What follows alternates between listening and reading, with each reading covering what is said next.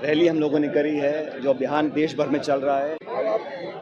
आज राज्य स्तर रैली हम लोगों ने करी है जो अभियान देश भर में चल रहा है, संविधान बचाओ रैली को, और सभी प्रदेश के नेता यहाँ मौजूद थे और जनता में, कार्यकर्ताओं में हमने संदेश दिया है कि केंद्र की सरकार जानबूझ के नीतिगत तरीके से संवैधानिक संस्थाओं को कमज़ोर कर रही है। इसका प्रमाण पूरा देश देख चुका है और इन संस्थाओं को पारदर्शी रहना बहुत ज़रूरी है लोकतंत्र के लिए। लोगों के अधिकार छीने जा रहे हैं, केस किए जा रहे हैं, जेलों बंद किया जा रहा है। वैचारिक विरोध जो करेगा उस पर सरकार कार्रवाई करेगी, ये अब पूरे देश जान चुका है। और हम लोगों ने बीड़ा उठाया है कि जनता को जागरूक करें ताकि आने वाले समय में हम लोग संघर्ष कर सकें, क्योंकि सबसे बड़ी ताकत लोकतंत्र में जनता है और जनता के बीच हम लोग जा रहे हैं। अच्छा रिस्पांस हम लोगों को मिला है। अब पूरे संभाग में, जिलों में हम लोग इस प्रकार के कार्यक्रम करेंगे। संगठन मजबूती से काम कर रहा है और AICC ने भी हम लोगों को कहा है, हम सब मिलकर पूरे देश में केंद्र की सरकार जिस प्रकार का रवैया अपनाया है, हर क्षेत्र में हस्तक्षेप कर रहे हैं और जिन जो संस्थाओं को हम लोग हमेशा निष्पक्ष मानते थे उसमें अपना राजनीतिकरण कर रहे हैं वो लोग। मैं इसको ठीक नहीं मानता हूँ। जहाँ तक जो घटनाक्रम हुआ, ऑपरेशन सिंदूर अभी चल रहा है और हम सब लोग हमारे सैनिकों के साथ खड़े हैं। वो जाबाज फौजी जो दिन रात भारत की रक्षा करते हैं और जिन्होंने पाकिस्तान को मुंहतोड़ जवाब दिया है, उसको पूरा देश सलाम करता है। और मैं तो व्यक्तिगत रूप से समझता हूँ कि जो लोग वहाँ सरहद पे खड़े हैं, फौज में हैं, उनके साथ साथ उनके परिजनों को मैं साधुवाद देना चाहता हूँ कि उन्होंने अपने घर के लोगों को हम सब की रक्षा के लिए सरहद पर भेजा हुआ है और पूरी सेना का बल और पराक्रम दुनिया मानती है। मैं समझता हूँ भारत की जो फ़ौज है वो दुनिया में सर्वश्रेष्ठ फ़ौज है और उनकी वीरता, उनके शौर्य पर हम सबको बड़ा फ़ख्र है।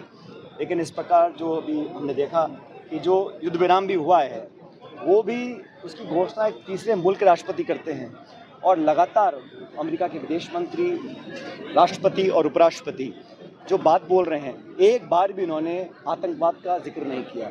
एक बार भी पाक स्पॉन्सर्ड आतंकवाद का उन्होंने उसकी भर्त्सना नहीं करी है और वो बेवजह कश्मीर को मुद्दा बना रहे हैं। कश्मीर का मुद्दा है ही नहीं, मुद्दा तो आतंकवाद का है। निर्दोष लोगों की जानें जो गई हैं और पाकिस्तान वो ज़मीन है जहाँ पर मसूद अजहर हो, ओसामा बिन लादेन हो, वो एक नर्सरी है आतंकवादियों को पनपाने की। उसके खिलाफ कठोर कार्रवाई पूरी दुनिया को करनी है और भारत सबसे ज़्यादा उससे प्रभावित रहता है। इसलिए हम सब उस मुहिम के खिलाफ हैं कि जहां आतंकवाद को जड़ से ख़त्म कर सके। लेकिन सरकार को कुछ चीज़ें स्पष्ट करनी चाहिए और उच्चतम स्तर से ये कहना चाहिए कि जो ट्रम्प साहब ने कहा है वो सही नहीं है कि हम व्यापार के लोभ लालच में या डर से हमने सीज़ फायर किया है और अमेरिका में मध्यस्थता किसी तीसरे की हम कभी बर्दाश्त नहीं करेंगे।